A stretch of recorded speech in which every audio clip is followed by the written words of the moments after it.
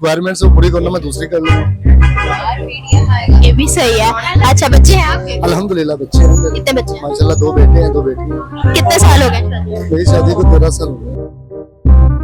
फिर भी दूसरी 13 साल हो गए फिर भी। मैं एक चीज खा के भी थक जाता है, आपको भी पता है इस चीज। ये सब क्या देखना पड़ रहा है।